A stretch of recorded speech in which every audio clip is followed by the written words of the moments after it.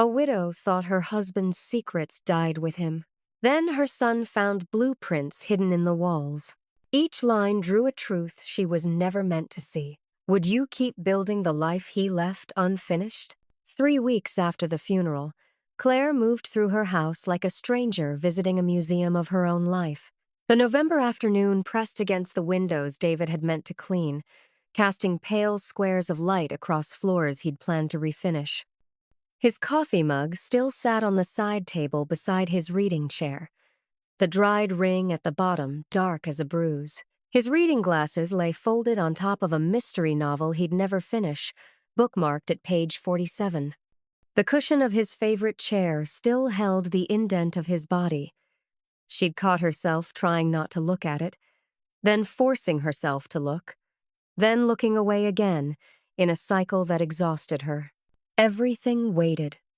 The house felt like a held breath. She touched objects without purpose, running her fingers along the kitchen counter where he used to stand, reading the newspaper, adjusting the thermostat he'd always kept 2 degrees too cold, straightening the coat hooks by the door where his winter jacket hung between her raincoat and Marcus's denim vest.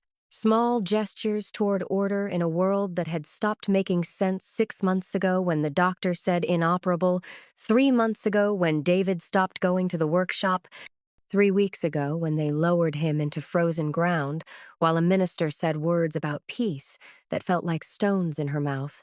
Her 17-year-old son occupied the house like a ghost. Marcus appeared for silent meals, oatmeal eaten standing at the counter, sandwiches consumed in 4 mechanical bites, before retreating to his room, where bass-heavy music leaked through the closed door at volumes that suggested he was trying to drown something out. He wore his father's old flannel shirts, forest green and faded blue plaid, 3 sizes too large with the sleeves rolled to his elbows. The fabric swallowed his thin frame. He moved with the careful slowness of someone afraid of breaking something else. His footsteps deliberate on the stairs, his hands gentle when he set down his plate. His grief was different from hers, more angular, more silent, trapped behind a teenage boy's reluctance to cry in front of his mother. She'd heard him once, late at night through the shared wall between their rooms, a sound like something tearing. By morning, his eyes were red, but his face was closed, and when she'd reached for him, he'd stepped back with a small shake of his head. "Not yet. I can't yet," she understood. Some things couldn't be spoken until you found the language for them. The workshop behind the house remained locked, exactly as David had left it when the diagnosis came. Claire passed its dusty windows on her way to check the mail, averting her eyes from the shadowed shapes of projects abandoned mid-creation. Through the grimy glass, she could make out the ghost outline of his workbench, tools hanging on their shadow board. The half-built something covered by a tarp in the back corner. The brass padlock caught afternoon sun and threw it back, bright and accusing. Sometimes she thought she heard phantom sounds, the high whine of a table saw, the rhythmic scratch of sanding, David's off-key humming of Eagles songs before remembering that the silence was real and absolute. The workshop had been his sanctuary, the place where he translated ideas into solid things, where his hands spoke languages his mouth sometimes couldn't. Now it stood locked and waiting, another held breath in a house full of them. One evening in late November, sorting through David's winter coat for donation the church was collecting for families who needed warm clothing, and she couldn't bear to see it hanging unused, Claire's hand closed around something in the deep inner pocket. A weight, unexpected. Her fingers recognized metal before her mind caught up. A brass key, heavy and worn, smooth, attached to a wooden tag by a leather cord. She pulled it into the bedroom's yellow lamplight. The tag was walnut, she thought. Or maybe Cherry David had taught her wood types once, patient lessons she'd mostly forgotten, carved into its surface in his careful, precise script. Promise. She didn't recognize it immediately. Had never seen this key before, though she'd lived with David for 20 years, had folded his clothes and emptied his pockets 1,000 times. The key sat in her palm, gathering warmth from her skin, gathering significance she couldn't quite name. Outside, streetlights flickered on one by one down the block, their sodium glow turning the November dusk orange. "Mom!" She turned. Marcus stood in the doorway, his father's flannel hanging open over a white t-shirt, his hands shoved deep in his jeans pockets. His eyes went to the key in her hand, and something passed between them, recognition without words, understanding without explanation. He knew what it opened before she said anything.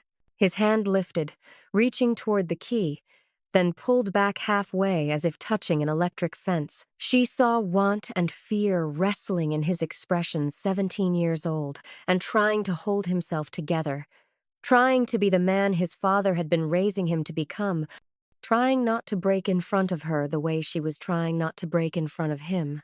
"Tomorrow," Claire said, her voice steadier than she felt. Neither of them had said where they would use it.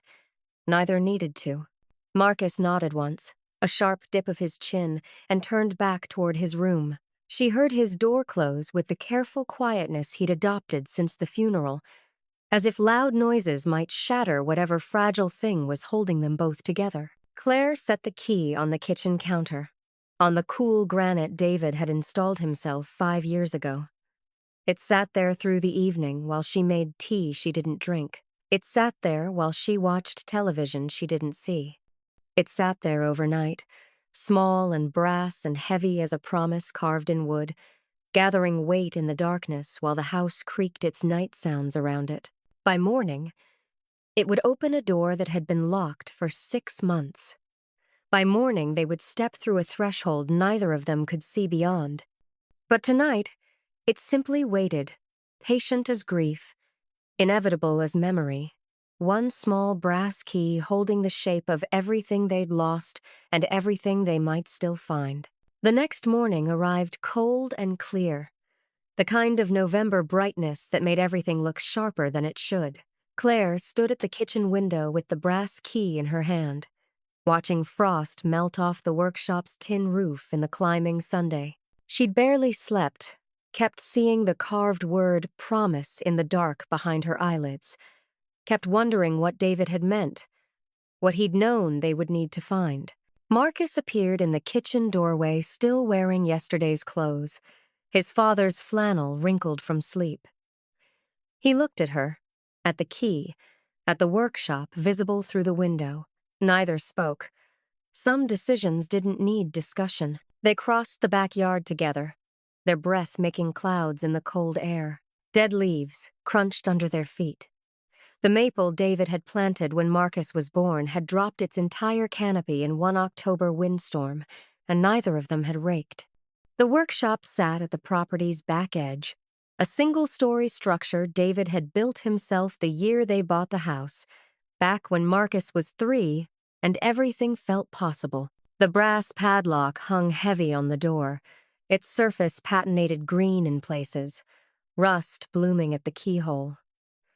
Claire fitted the key with hands that shook from cold or grief or anticipation. She couldn't say.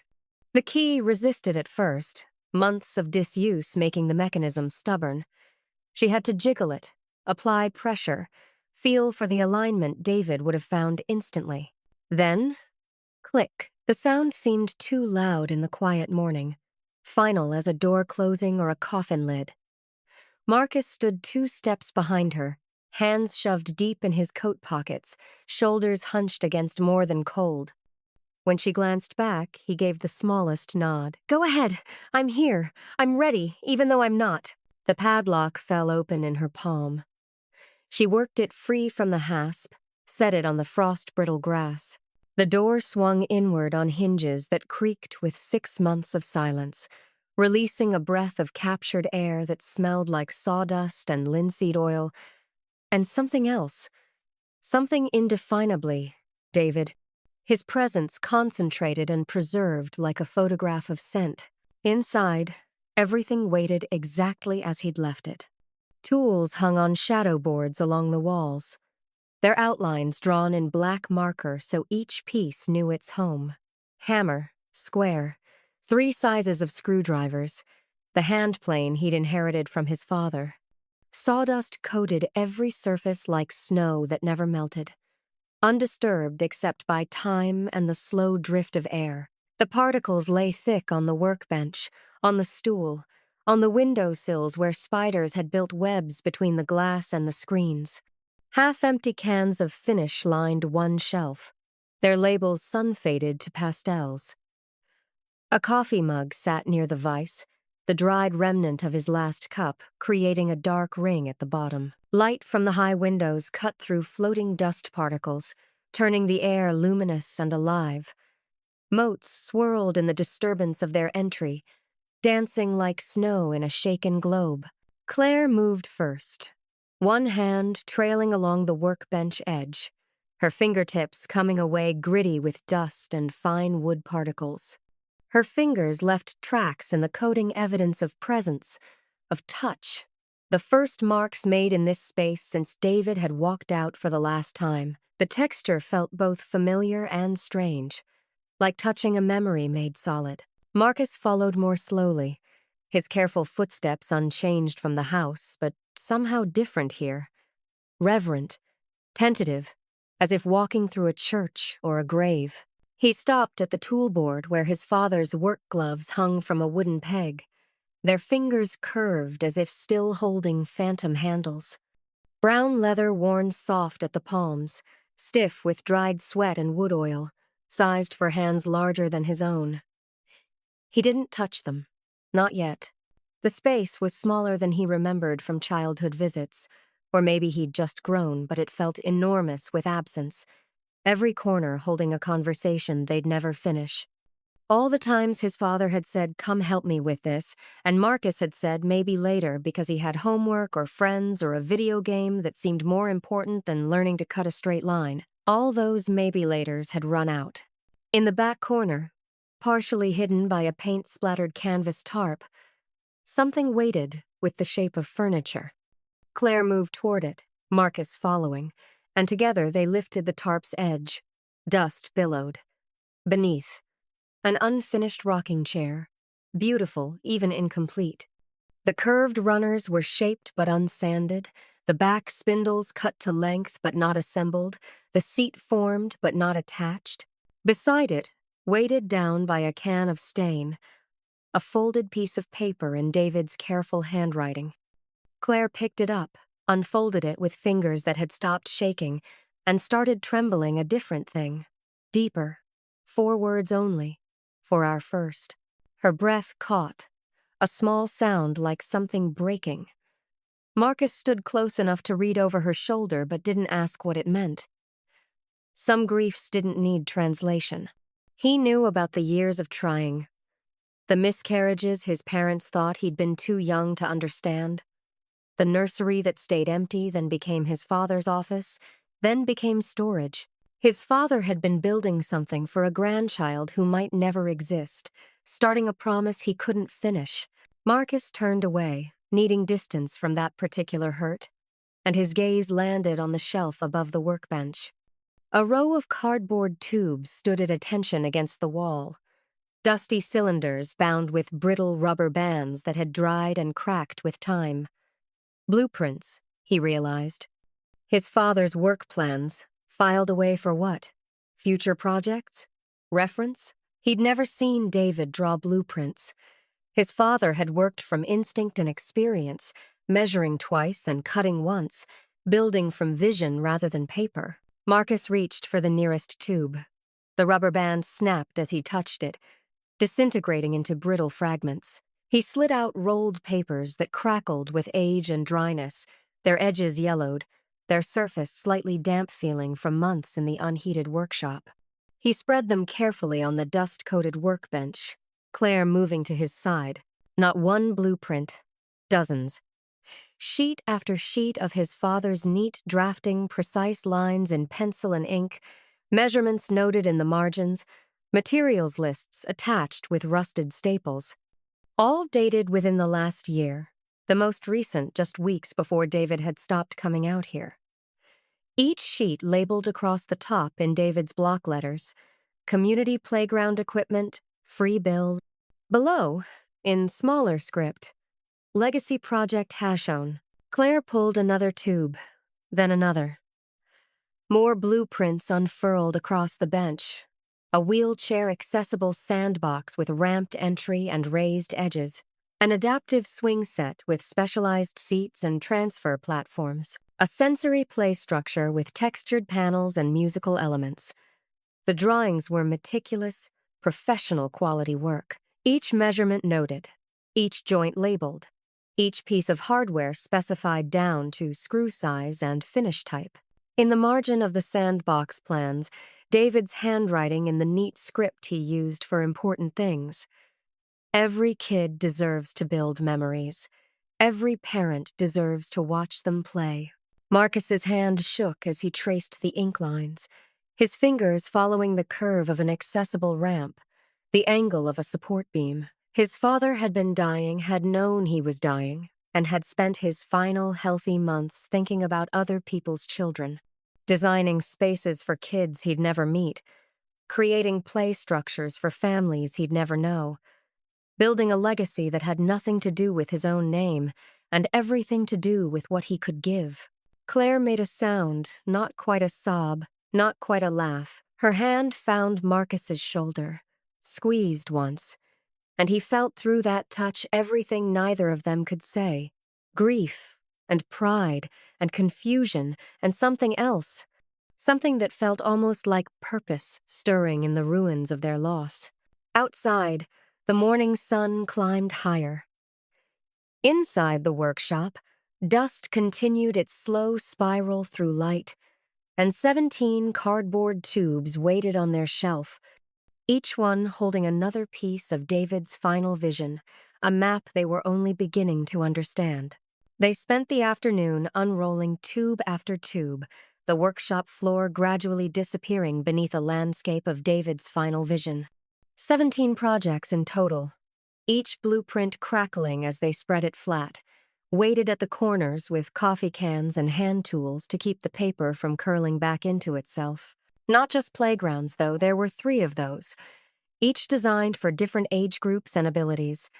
Park benches with built-in book exchanges, little free libraries integrated into the armrests, bus stop shelters with solar panels feeding LED lighting for winter evenings, community garden raised beds designed for wheelchair access, the height calibrated precisely, drainage systems detailed, a covered pavilion for the farmer's market, its roof structure engineered to support hanging plants and string lights. Each blueprint was complete, ready to build. Not sketches or rough ideas, but finished plans accompanied by material lists, hardware specifications, estimated costs down to the penny. David had researched every detail Claire could see it in the notes crowding the margins, the alternative materials listed with pros and cons, the structural calculations that showed he'd consulted engineering tables and building codes. This wasn't a dying man's fantasy. This was a builder's legacy, carefully prepared for other hands to complete. Marcus moved between the spread blueprints like someone navigating a minefield, careful where he stepped, uncertain what might detonate. His father's handwriting covered every sheet neat block letters for labels, smaller cursive for notes, tiny sketches illustrating joinery details. It was like reading David's thoughts, following his mind as it worked through problems and found solutions, and the intimacy of it made Marcus's chest ache. He knelt beside the workbench, reaching beneath the shelf where the blueprint tubes had stood. His fingers found something else, a worn spiral notebook, its cover water-stained, pages swollen from humidity. He pulled it out, opened it, and his father's world expanded again. Pages filled with David's tight script, grant applications he'd drafted to the community foundation, itemizing costs and explaining his vision. Lists of local hardware stores with notes beside each. Miller's friendly owner, ask about bulk discount. Hanson's good selection, but pricey. Build Mart corporate, try anyway. Contact information for disability advocacy groups, names and phone numbers of people who'd agreed to review his accessibility designs, notes from conversations with the city parks department, bureaucratic requirements decoded into plain language. The last entry was dated 1 week before David became too sick to leave the house. Marcus read it aloud without meaning to, his voice catching on his father's words. Miller's Lumber said yes to 40% discount. Mr. Chen at the high school thinks shop class could help. Claire will know what to do. Claire looked up from the pavilion blueprint she'd been studying, her hands going still. He wrote my name? Marcus handed her the notebook, watched her flip through pages of planning that represented months of work done in secret while his body failed him. While he'd been telling them he was just tinkering out here, keeping his hands busy, he'd been building this not with wood and nails, but with words and drawings and phone calls, constructing a future he wouldn't live to see. He was planning this for months, Claire said, her voice strange, not quite steady, not quite broken. While he was getting sicker, he was. She didn't finish, couldn't finish, but Marcus understood. While his father was dying, he'd been designing ways for the community to live better. While his own body was betraying him, he'd been thinking about children who needed accessible play spaces, about commuters who needed sheltered bus stops, about neighbors who needed gathering places. The generosity of it made something crack in Marcus's chest, anger mixing with pride, mixing with grief in proportions he couldn't measure. Anger that his father had spent his final strength on strangers instead of fighting harder to stay. Pride that David had thought beyond himself, even when the world was shrinking to hospital rooms and pain medication schedules. Grief that this extraordinary man had been his father and Marcus had spent 17 years taking that for granted, assuming there would always be more time to learn from him, to become someone David could be proud of. Marcus backed away from the workbench, suddenly needing distance from the blueprints and the notebook, and the weight of his father's vision pressing down on him. His shoulder blades hit the toolboard and he stopped there, breathing hard, his hands curling into fists in his coat pockets. "We can't do this," he said, and heard how young his voice sounded, how small. "Mom, we're not. I'm not." He gestured at the blueprints, at the workshop, at everything his father was that he wasn't. "We don't know how to build any of this." The work gloves hung on their peg inches from his head, his father's hands preserved in leather, and they felt like an accusation. His father had been extraordinary, had designed 17 community projects while dying, had negotiated discounts and recruited volunteers, had built half the houses in their neighborhood and fixed twice as many. Marcus could barely pass shop class. He'd gotten a C- last semester, and that was with his teacher going easy on him because everyone knew his dad was sick. Claire sat down on David's work stool, the seat creaking under her weight after months unused. She ran her hands over the nearest blueprint, the playground, the one labeled Legacy Project Hazone, her fingers moving as if reading Braille. Then her hand stopped, pressed flat against the margin where David's handwriting crowded the paper. "Marcus has good hands," she read aloud, her voice careful. "He just doesn't know it yet." Marcus felt his face go hot, his throat tight.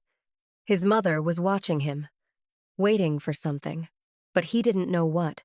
The words sat in the air between them, his father's belief from beyond death, and Marcus wanted to believe them but couldn't. Wanted to be the person David had thought he was but didn't know how. "Your father left these for someone to build," Claire said finally, carefully, like she was testing the weight of each word before releasing it. "Maybe not us. Maybe we find the right people. Make sure it happens." She was offering him an out, a way to honor David's legacy without drowning in the impossibility of continuing it. They could be stewards, not builders. Could make sure the work got done without pretending they were capable of doing it themselves. But Marcus was staring at the unfinished rocking chair in the corner, thinking about the note tucked beside it. "For our first, His parents had tried for years to have another child after him. He knew this now, understood it in a way his younger self hadn't. Years of hope and loss, doctor's appointments, his teenage self-absorption had barely registered, a nursery painted and then repainted back to neutral. His father had started building something for a grandchild who might never exist, had planned for a future that required Marcus to grow up, find someone, build a family of his own, had died before completing even that small promise. The chair sat there, half-finished, the curved runners smooth but the spindles unassembled. A project interrupted mid-creation just like the 17 blueprints scattered across the floor. His father had started so many things, had believed in futures he wouldn't see, had trusted that someone would continue what he began. "What if we tried?" Marcus said, so quietly it might have been to himself. "Just start. See what happens." Claire looked up, her eyes finding his across the cluttered workshop. In the late afternoon, light slanting through the high windows, dust still hung suspended in the air between them, gold and luminous, and slowly settling. Outside, the November day was fading toward evening. Inside, 17 projects waited like seeds David had planted, and Marcus could almost feel his father's hands on his shoulders, steady and patient, teaching him how to measure twice and cut once, how to trust the tools and trust his hands, and believe that what seemed impossible might just be difficult instead.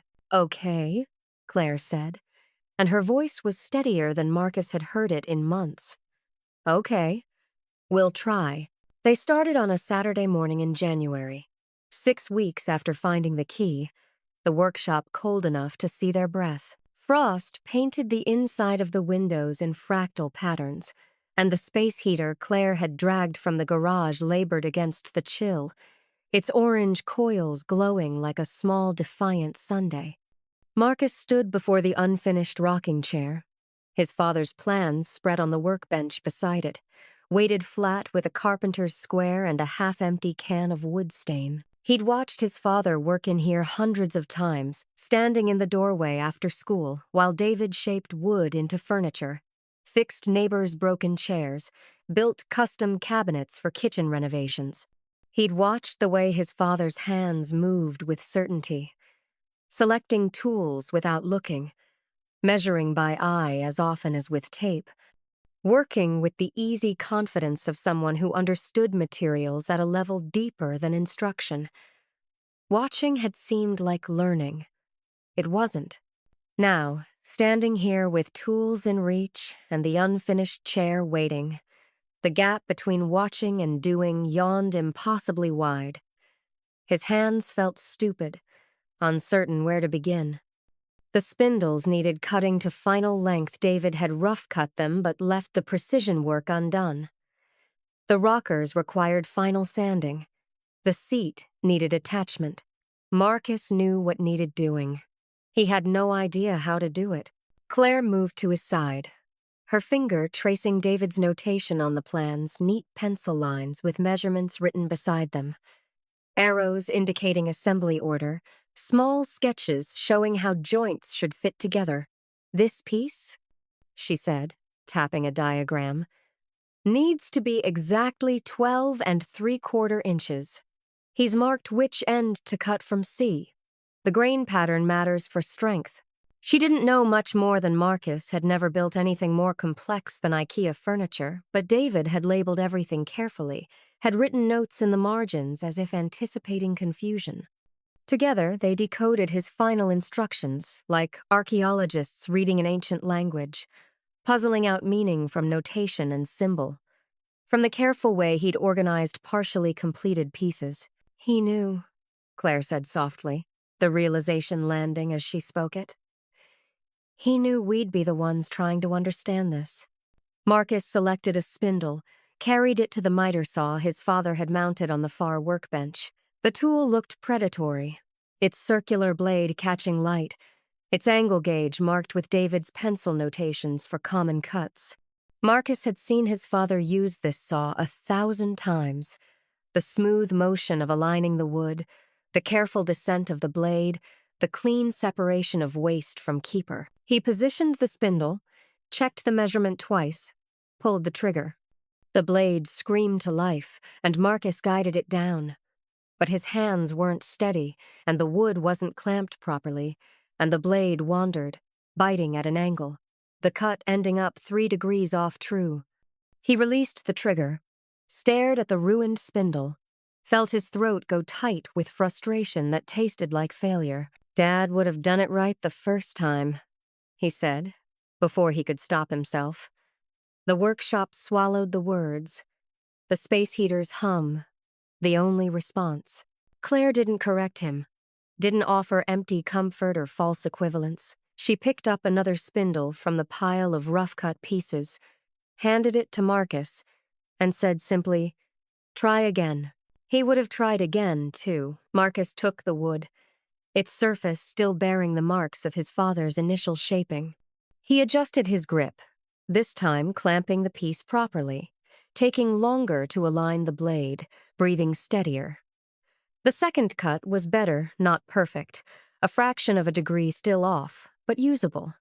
The third cut was clean, the blade parting wood smooth and true, the angle exactly what the plan specified. A small victory. So minor his father wouldn't have noticed it, wouldn't have remarked on something that basic. Marcus noticed.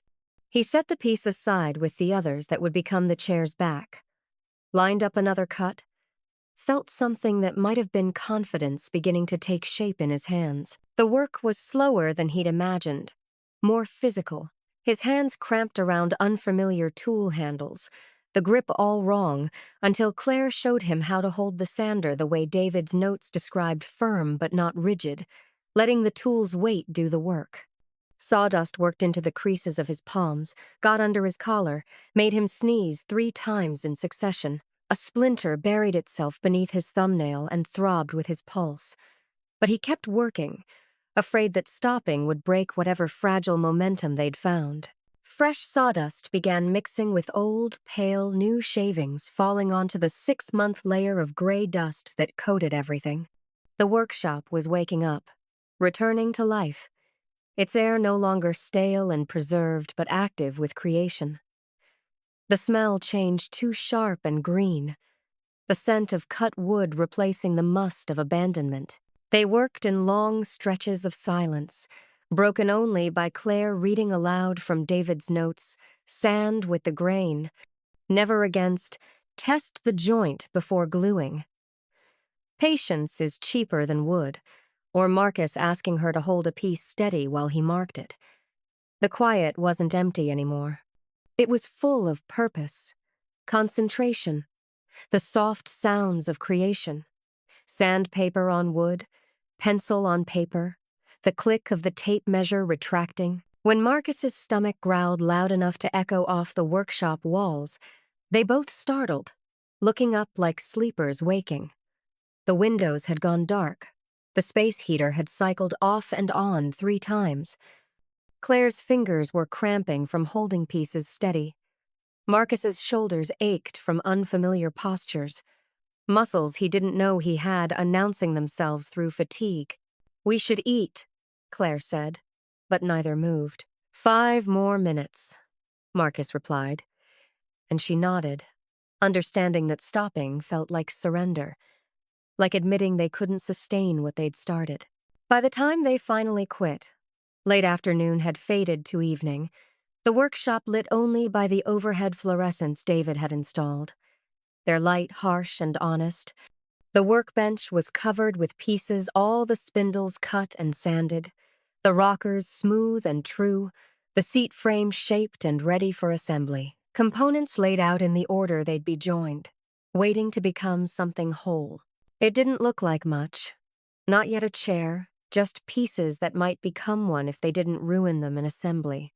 But Marcus ran his hand along a rocker, feeling the curve his father had shaped, the smoothness he and Claire had refined, and felt something shift inside his chest, not confidence exactly, but possibility. The sense that it could work, that they could actually build this, His father had designed it to be completable, had broken the work into manageable pieces, had left instructions clear enough to follow, had believed that Marcus's hands, clumsy and uncertain and young as they were, would be good enough, had believed it even before Marcus did. Claire stood beside him, her hand finding his shoulder, and together they looked at what they'd accomplished. One day's work, one small step, 11 pieces of wood that might become a rocking chair if they kept going. Outside, January darkness pressed against the windows. Inside, the workshop held them both, and for the first time since David died, the space didn't feel like a tomb. It felt like a map showing them where they might go next, if they were brave enough to follow. 3 weeks into the project, the rocking chair took its final form. Marcus ran his hand along the armrest one last time, checking for roughness he might have missed, but the wood was smooth as water under his palm. 3 coats of finish, making the cherry glow honey-warm in the workshop's overhead light. Every joint was tight, every spindle aligned, the seat curved exactly as his father's plans had specified. It looked like something you'd find in a craft store, something made by hands that knew what they were doing. He sat in it carefully, his weight settling into the curved seat his father had shaped, and pushed off with one foot. The rockers moved beneath him with the gentle rhythm David had calculated, not too fast, not resistant, just right for holding a sleeping child, or reading a book, or sitting in quiet while the world moved around you. It worked. After 3 weeks of mistakes and recuts and sanding until his arms ached, it actually worked. "It's beautiful," Claire said from the doorway, and Marcus heard the catch in her voice, the surprise that they'd actually done this impossible thing. She circled the chair with her phone, photographing it from every angle, the curve of the runners, the way light caught the finish, the joinery that held everything together. Evidence that David's design could become real in someone else's hands. Evidence that those hands could be theirs. They carried it inside together, Marcus walking backward through the kitchen door, Claire guiding him past the table and through the living room to the corner where David's reading chair had sat for 15 years. That chair had gone to Goodwill 2 weeks ago, the first thing they'd changed since the funeral. Now the rocking chair claimed the space smaller, lighter, built for a different purpose but holding the same corner, filling the absence with presence. The workshop changed too. No longer a shrine but an active space, a place where things happened instead of where things waited. Fresh sawdust mixed with old in layers you could read like tree rings gray dust from 6 months of stillness, then pale new shavings from 3 weeks of work. Tools returned to the bench worn from use, their handles showing oil from Marcus's palms, the saw blade dulled enough to need sharpening. His math homework spread beside blueprint tubes, pencil calculations for derivatives living next to his father's calculations for load-bearing joints. Claire had brought a space heater that actually worked, and a radio that played the classic rock stations David had loved, Eagles and Fleetwood Mac, and Tom Petty, filling the silence that used to feel sacred, but now just felt empty without sound. Sometimes Marcus caught himself humming along while he sanded, the same off-key humming his father used to do, and the recognition didn't hurt the way he'd expected. It felt like company. The room still held David's memory, his tools, his gloves on their peg, his handwriting on every blueprint and note, but now it held their present too. A conversation across time. The dead and living working together, hands building what other hands had designed.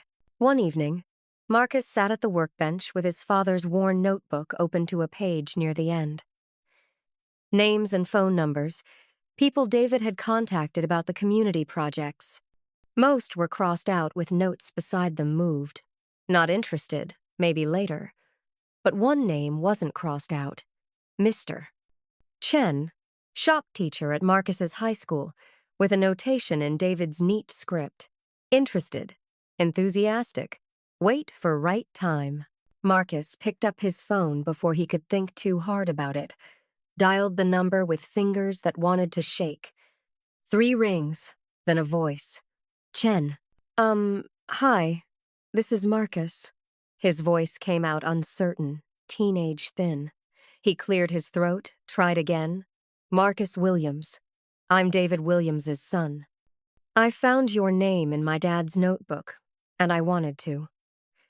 He paused, gathering the explanation that was too big for a phone call, then just set it straight. My dad had plans for community builds, playgrounds and stuff.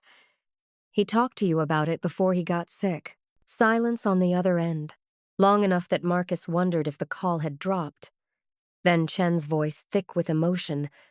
David talked about this before he got sick, showed me some of the designs. I told him I was in, that my students would love to be part of something like that. A pause, a breath. That hasn't changed. Chen visited the workshop on a Tuesday afternoon. A stocky man in his 50s, with calloused hands and reading glasses on a chain around his neck. He moved through the space like someone who understood workshops, noting the tool organization, the clean workbench, the evidence of recent use. His eyes landed on the rocking chair in the corner Marcus had brought it back out to show him, and he ran his hand along the armrest, the same way Marcus had, checking joints with a builder's instinct. You made this? He asked Marcus, and Marcus nodded, not trusting his voice. Your first real project? Another nod. Chen smiled. Your father taught you well, even if you didn't know he was teaching you. They unrolled David's playground blueprints across the workbench, the paper crackling as it spread flat. Chen studied them with a builder's eye, occasionally making appreciative noises, a low whistle at the accessible sandbox design, a murmured smart at the adaptive swing set's transfer platform.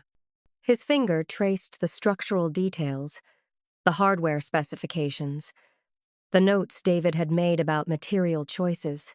Your father knew what he was doing, he said to Marcus. These are solid designs, buildable, safe. Better than half the playground equipment you see at big parks. He looked at Claire. With school district permission and the right volunteers, we could make this happen. Spring build, if we start planning now. That night, after Chen left with photocopies of 3 blueprints and a promise to talk to the school board, Claire and Marcus spread all 17 blueprints across the living room floor. They'd looked at them individually in the workshop, but seeing them together all at once, the full scope laid out was different. Not individual projects, but a comprehensive reimagining of their town's public spaces. Park benches and playgrounds, bus shelters and garden beds, every design accessible and beautiful, meant to serve everyone, regardless of age or ability. He was building a legacy, Claire said, seeing it finally. Understanding what David had been doing in those final months while his body failed him. Not buildings, a way of thinking about community. Marcus knelt beside the playground plans, his finger tracing the wheelchair-accessible sandbox that would be Legacy Project Hajon. He thought about kids who would play here, families who would gather, parents watching their children build memories in spaces his father had designed. None of them would know a dying man had dreamed them into existence, had spent his final strength making sure everyone could play, everyone could gather, everyone could belong. They made a list, Claire writing in the same notebook where David had written his, a conversation continuing across pages. Parks Department, disability advocacy groups, Miller's Lumber, the local newspaper, names and phone numbers, tasks and timelines, the work ahead enormous and impossible and necessary. Marcus sat back on his heels, looking at 17 blueprints that represented hundreds of hours of work, thousands of dollars in materials, coordination with city departments and volunteer schedules and construction timelines, far beyond completing one rocking chair, far beyond anything he'd thought himself capable of 3 weeks ago. But something unfamiliar was rising in his chest, not confidence exactly, but possibility. The sense that impossible might just mean difficult, that enormous might just mean step by step, that his father had started this precisely so someone else could continue it. The blueprints were the map. Now they needed builders willing to follow it. And for the first time since finding that brass key in his father's coat pocket, Marcus thought they might actually find them. The local newspaper ran the feature on a Thursday morning in late February. Dying Father's Final Gift. Blueprints for Community Transformation. The headline made Claire wince. Too sentimental, too clean, reducing David's complicated final months to a neat narrative arc. But the article itself was careful, respectful. They'd photographed Marcus in the workshop holding his father's playground plans, Claire standing beside the completed rocking chair with her hand on its curved back. Marcus looked older in the photo than he did in real life. Something about the angle, the workshop light, the way he held the blueprints like they mattered. He read the article 3 times that morning, once at breakfast, and twice more when he thought Claire wasn't watching. Seeing his father's work honored publicly, seeing his own name in print as David's son, seeing the words legacy and community and transformation applied to blueprints he'd unrolled with shaking hands 3 months ago. The phone started ringing before noon. Volunteers appeared from unexpected places. A retired contractor named Bill, who'd worked with David on a housing development 15 years ago, offering his weekends and his truck. 2 college students from the state school, needing service hours for their education degrees. A woman named Patricia, whose 8-year-old daughter used a wheelchair and had never had playground equipment designed for her. Her voice breaking on the phone when Claire explained the accessible sandbox, the transfer platform on the swings, the sensory elements at reachable heights. Mr. Chen's shop class committed officially, the school district approving it as a community service project. Miller's Lumber honored the discount David had negotiated, the owner remembering him as the guy who always bought quality, never the cheap stuff. A local architect named Sarah offered to review the plans for code compliance, pro bono, because David had built her daughter's wheelchair ramp 5 years ago and refused payment. The community David had served as a carpenter for 20 years was returning the service, 1 phone call at a time. The workshop became a planning center. Saturday meetings with 15 people crowded around the workbench, the space heater working overtime, coffee cups accumulating on every flat surface some Claire recognized from their kitchen, others brought by volunteers who'd started showing up early to help prep. Claire coordinated schedules on a whiteboard David had used for project timelines, her handwriting filling columns with names and tasks and deadlines, volunteer sign-up sheets, material delivery schedules, contact lists growing longer every day. Marcus stood at the workbench explaining his father's designs with something that looked like confidence from a distance, but felt more like necessity up close. He knew these blueprints better than anyone now, had studied every notation, memorized every measurement, understood the logic behind David's choices because he'd spent 3 months decoding his father's intentions. When Bill asked about the sandbox's drainage system, Marcus could answer. When Sarah questioned the swing set's structural load, Marcus showed her David's calculations. When Patricia wanted to know about the sensory panel textures, Marcus explained the research notes his father had made about tactile development. People twice his age listened when he spoke. It was proud-making and terrifying in equal measure. The work gloves hung on their peg. Watching this transformation, David's gloves worn dark at the palms, and beside them now, Marcus's own pair, still stiff and new but getting softer with use. The workshop held both their tools now, both their handwriting on the whiteboard, both their coffee cups on the bench. The space had become something neither David nor Marcus alone could have made it a hybrid, a collaboration across death, a father's sanctuary transformed into a son's inheritance and a community's gathering place. But the attention suffocated sometimes. Strangers at the grocery store stopping Claire to talk about David. Their memories of him fixing their porches or building their decks. Their voices going soft with sympathy that made her want to scream.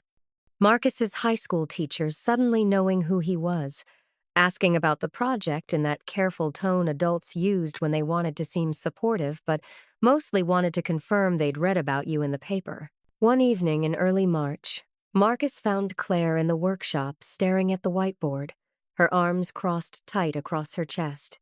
"Everyone loved Dad," he said, the words coming out harder than he'd meant them. "Everyone wants to do this for him. They think it's this beautiful thing he left behind." He gestured at the blueprints, the volunteer lists, the material schedules. "What if we mess it up? What if the sandbox is wrong, or the swing set isn't safe, or—" He stopped hearing the fear underneath the words. "What if we're not good enough to finish what he started?" Claire didn't answer immediately. She turned from the whiteboard, pulled a blueprint tube they hadn't opened yet, from the shelf one of the later projects. A pavilion design they'd planned to tackle after the playground. She handed it to Marcus, watched him unroll it across the workbench. Playground designs, yes, but on the back of one sheet, David's handwriting in the margins where he thought no one would look. "They'll make mistakes. That's part of building. Give them permission to be imperfect." Marcus read it twice, his throat tight. His father had known, had anticipated this exact moment, the weight of inheritance, the fear of failure, the paralysis that came from trying to be worthy of someone extraordinary, and had left them permission to be human instead of perfect, to build badly if necessary, to try and fail and try again because that's what building was. "He left us instructions for this too," Claire said quietly.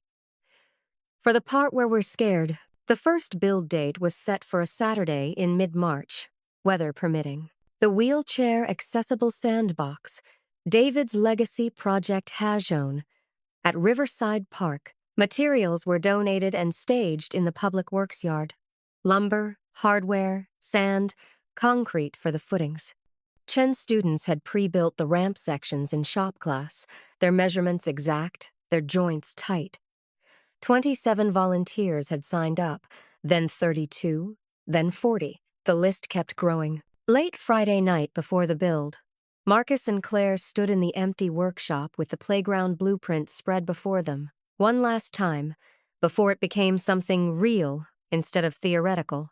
The paper was creased now from being rolled and unrolled dozens of times, annotated with Sarah's code compliance notes, marked with Claire's material quantities, worn soft at the edges from being handled by so many people who wanted to help make David's vision concrete. "You ready for this?"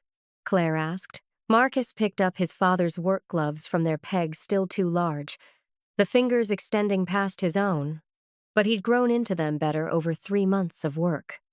His hands were calloused now, the soft teenager's hands replaced by something harder, more capable. His shoulders had broadened from lifting lumber. His posture had straightened from standing at workbenches explaining designs to adults who treated his knowledge as authority. He'd stopped wearing his father's oversized flannels somewhere along the way, not because he was forgetting, but because he'd found his own way to carry David forward. Through blueprints and calluses, and the confidence that came from knowing something deeply enough to teach it, through purpose that felt like inheritance, through grief that had made space for building. His voice didn't hesitate anymore when explaining load-bearing joints or accessibility requirements. He still grieved some mornings. He woke surprised all over again that his father was gone, that 3 months had passed, that spring was coming and David wouldn't see it. But the grief lived alongside something else now, something that felt like grace. "Yeah," Marcus said, pulling on the gloves. "I'm ready." Outside, March wind rattled the workshop windows. Inside, the blueprint waited to become playground. Theory waited to become practice. And a 17-year-old boy stood in his father's workspace, wearing gloves that were almost his size, ready to build something that would outlast them all. The March morning arrived cold and bright, the kind of day where breath made clouds and sunlight made everything sharp-edged and clear.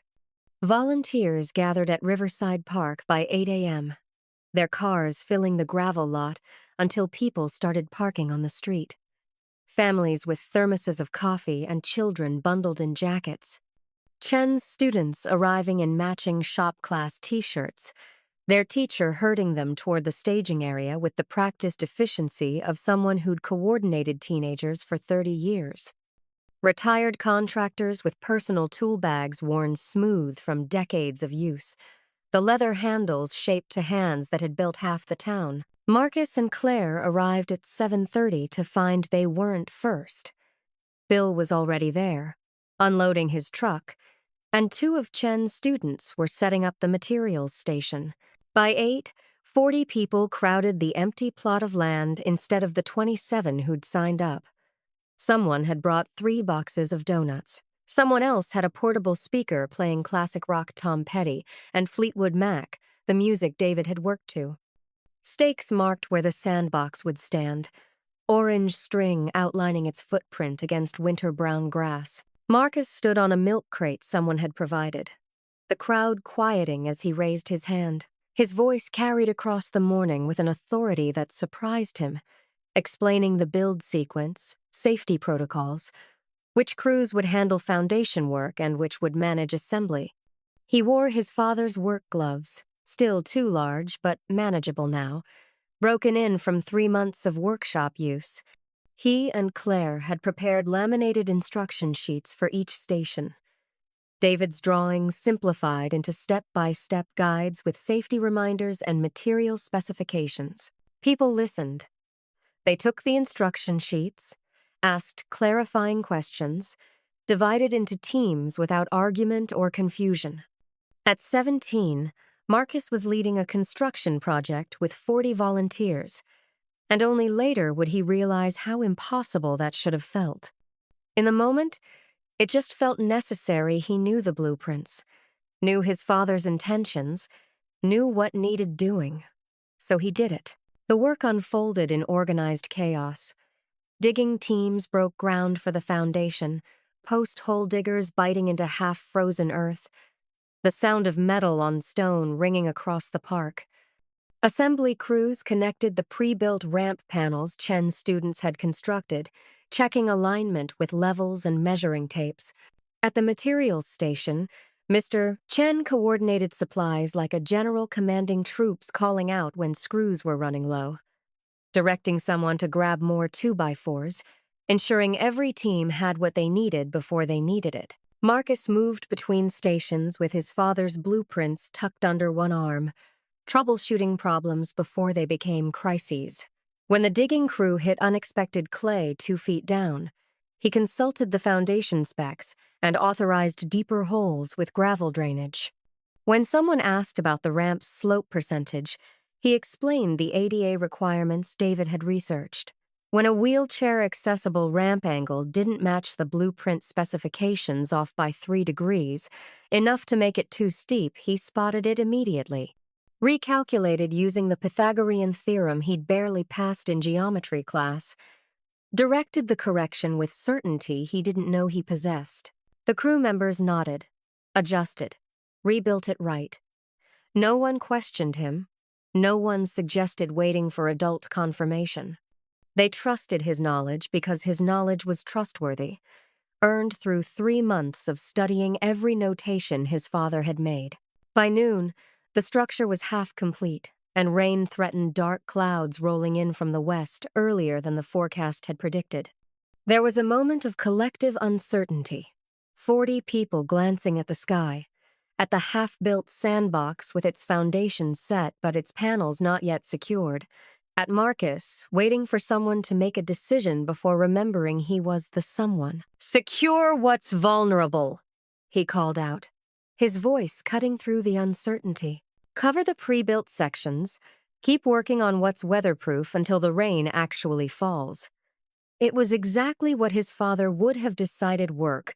Until you can't protect what matters, trust your people to move fast when needed. They worked faster, focused, the casual morning energy tightening into purposeful efficiency. Panels went up double time, crews coordinating without discussion, everyone understanding the stakes. The first raindrops held off until the last board was screwed into place, the final ramp section secured. When the rain finally came, A sudden downpour that turned the sky gray. They were eating lunch under a pop-up tent someone had thought to bring. The completed sandbox standing behind them in the rain, already beautiful, even unfinished. After lunch, as rain pattered steady on the tent fabric, and someone's phone played weather updates promising clearing by 2, Claire approached Marcus with an older woman he half recognized from the newspaper article responses. Mrs. Patterson, gray-haired and slight, her hands twisting a tissue. "I wanted to thank you," she said, her voice shaking. "My granddaughter, Emma, she's 7, has cerebral palsy. She's never been able to play in a sandbox. The regular ones, the low sides and the sand at ground level, she can't." Mrs. Patterson gestured helplessly, unable to finish. But Marcus understood. Regular sandboxes required getting down to ground level, required balance and strength Emma didn't have. This one, with its raised edges and accessible ramps and transfer platforms, was designed specifically for children like her. Marcus nodded, his throat tight, unable to speak past the sudden weight of realization.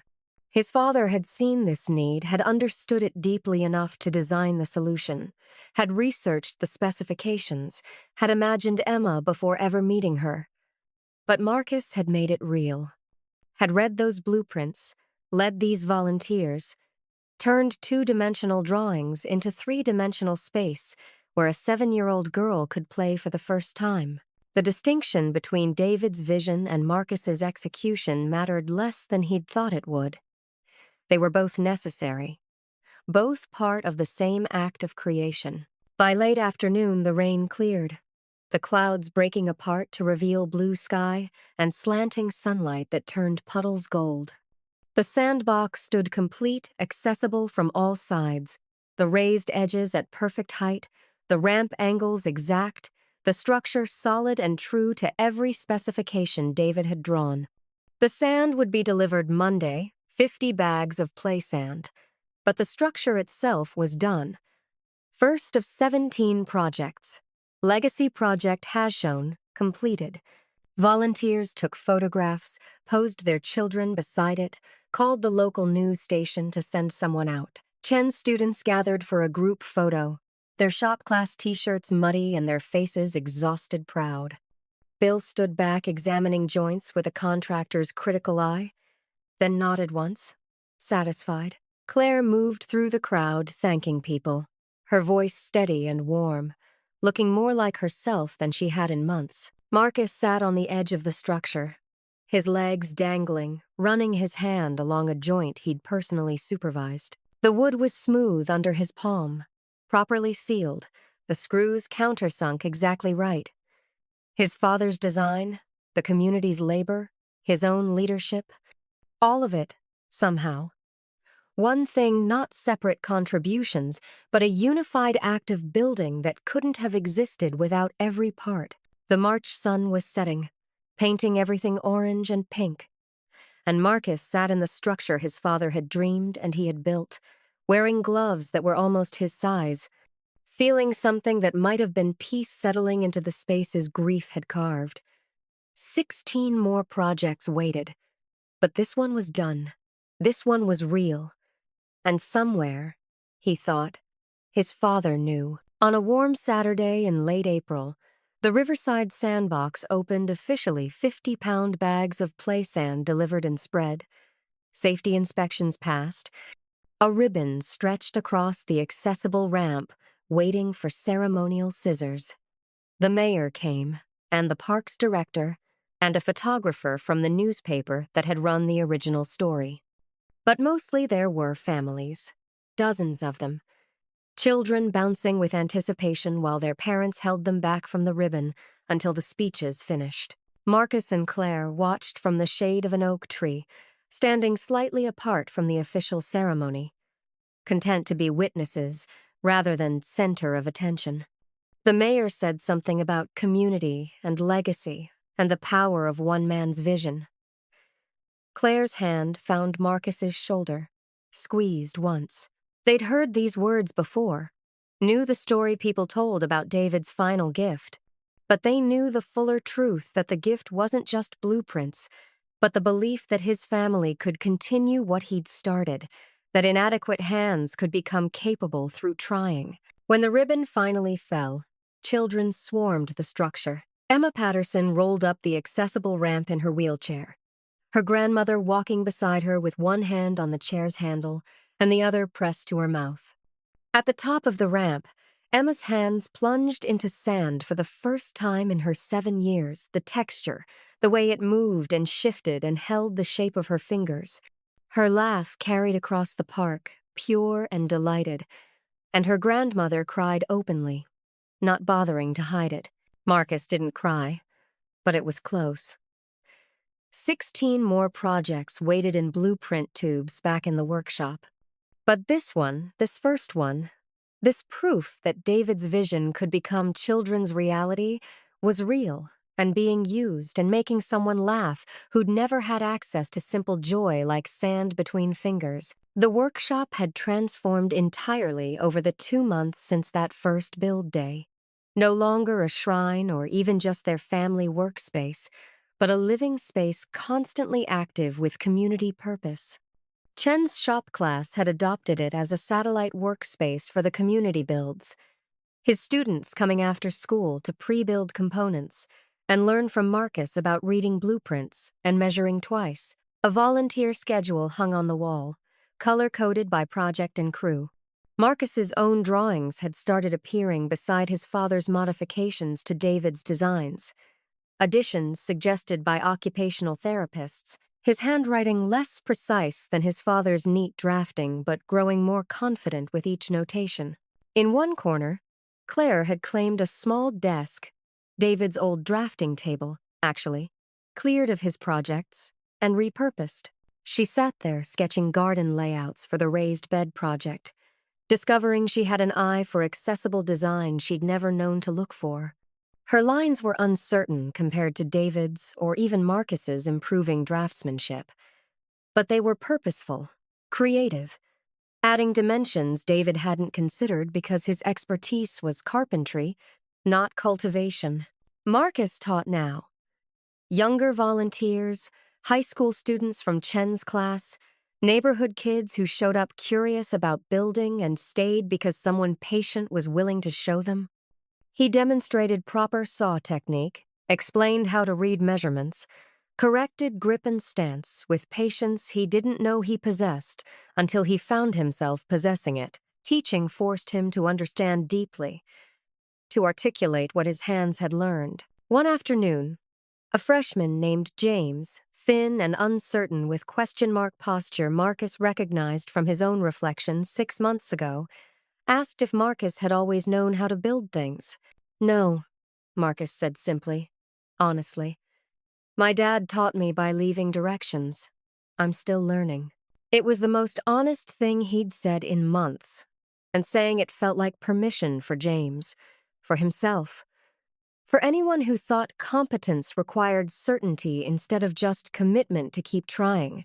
Some projects proved harder than others. The pavilion design required engineering consultation beyond the blueprint's scope.